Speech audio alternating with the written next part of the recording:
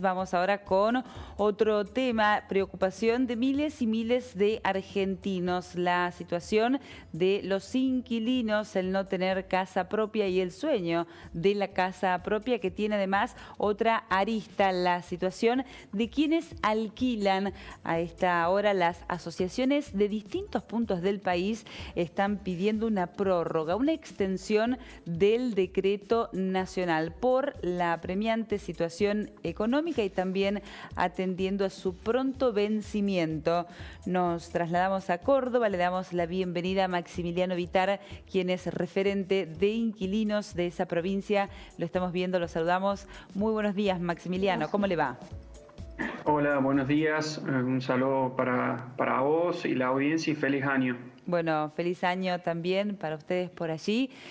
Lo decíamos en la presentación, inquilinos de todo el país que están organizados a partir de la situación particular de este sector, han emitido un comunicado en las últimas horas para pedir que se sostenga esta situación que, bueno, ha sido establecida por un decreto nacional, por lo menos por un tiempo más.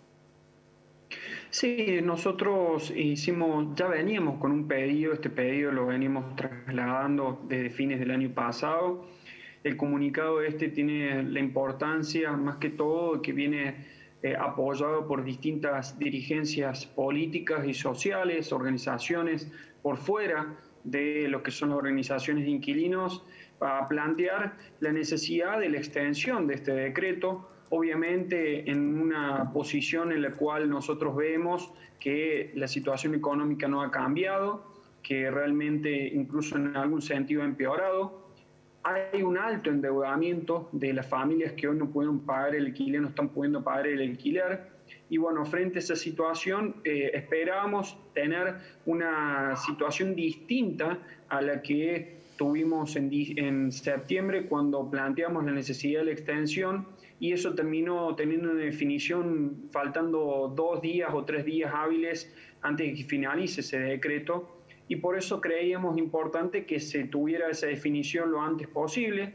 Esa situación no ha pasado y hoy, a menos de un mes del vencimiento del decreto, encontramos en esta situación de presión que hace que a medida que pasen los días la presión sea cada vez más fuerte para las familias que hoy necesitan de este decreto o que están amparadas bajo este decreto.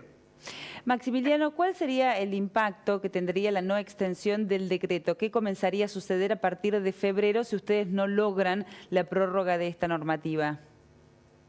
Bueno, la verdad que en ese sentido es muy importante la pregunta, porque es algo que nosotros venimos planteando. Primero y ante todo es lo que establece el decreto es la suspensión de los desalojos. Si bien el decreto no impedía el inicio de acciones judiciales, las acciones judiciales en el transcurso del año pasado se han presentado, y lo que único que está suspendido es la ejecución, el desalojo en sí. Y si no se extiende este decreto, realmente los primeros días de febrero vamos a ver un desalojo masivo a nivel nacional, con familias que incluso están muy endeudadas. Vuelvo a repetir un punto importante, que es el endeudamiento, donde hay un promedio de casi entre 100 y 150 mil pesos que adeudan las familias. En algunos sectores, más que todos los comerciales, llegan a 250 mil, y realmente es una situación que no creemos nosotros que se vaya a solucionar en lo pronto, y por eso para nosotros es muy importante la extensión. Y el otro punto también que es importante es el tema de la prórroga automática de los contratos. Estamos volviendo a ver definiciones de restricciones con complejidades de la situación sanitaria, y eso también hace difícil poder salir a buscar o tratar de encontrar una nueva vivienda, más aún que después de la mitad del año pasado encontramos, incluso hasta antes, encontramos renovaciones de contratos que eran superiores al 40% entre un contrato y otro. Y el decreto establecía un cierto marco de negociación, y que el inquilino podía tener un tiempo para poder sentarse a discutir.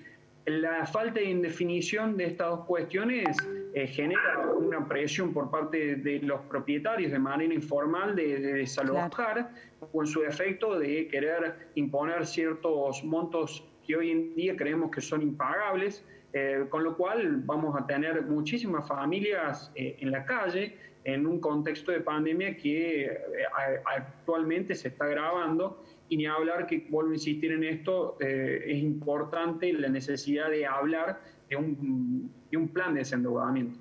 Bien, claramente. Para el cierre, y vamos a estar siguiendo por supuesto este tema, quería pedirle una valoración como representante del sector de los créditos, la línea de créditos Procrear. La realidad de los alquileres es una problemática para muchos argentinos, para la mayoría de los trabajadores pagar un alquiler significa la mitad o más de su salario, y lo decíamos, el porcentaje de la población que está en esta situación es altísimo, es una problemática que no se puede desatender. ¿Cómo evalúan ustedes estas líneas de créditos, la accesibilidad, las posibilidades, como una posible solución definitiva para la problemática de los inquilinos? Bueno, realmente es muy importante la pregunta. Nosotros por eso también en los distintos puntos, no solamente la extensión, sino también el plan de desendeudamiento y obviamente sentarse a discutir un órgano de aplicación, porque realmente este decreto está cumpliéndose de manera muy parcial. Nosotros lo que planteamos era una mesa de trabajo. En el comunicado tenemos muchísimas propuestas. Y en este sentido tomo lo que recién comentabas. Si bien no puede ser, y es un poco lo que hemos planteado al Ministerio, que si bien es importante los planes de vivienda, porque hay muchos inquilinos que quieren ser propietarios, hay muchas facilidades que se generan con estos programas, la realidad es que el bolsillo del inquilino está cada vez más complicado. No solamente está hoy recibiendo menos ingresos, sino que hay muchísimas familias que hoy han perdido su trabajo, y en esa situación también la mayoría de los créditos piden un ahorro previo, y hoy en día la mayoría de los inquilinos ese ahorro previo lo utilizan o para poder pagar las deudas que tienen por fuera del alquiler o esas obligaciones, o en su efecto afrontar distintos gastos como son las renovaciones. Entonces hoy es muy difícil tener un margen de ahorro para poder tener ese ahorro previo y en su efecto también poder pagar un crédito hipotecario y a su vez un alquiler si uno quiere, por ejemplo, tiene un terreno y quiere construir. Entonces me parece que en ese marco es necesario que desde el Ministerio de Desarrollo Territorial y Hábitat de la Nación, si bien se avance con estas políticas de acceso a crédito y distintas disposiciones para acceder a la casa propia, pero hay una realidad que ya no se puede ocultar, que hay muchísimos inquilinos que toda la vida van a ser inquilinos. Muchas familias que toda la vida van a ser inquilinas por una situación económica o también creo yo que por una decisión personal. Y en esa situación tiene que haber una política destinada a alquilar de manera justa. Para ir un punto en concreto y no explayarme mucho más, nosotros lo que estamos pidiendo en una oportunidad es que el INDEC, en la difusión de los datos mensualmente que se hace sobre la canasta básica, se incorpora lo que se paga de alquiler.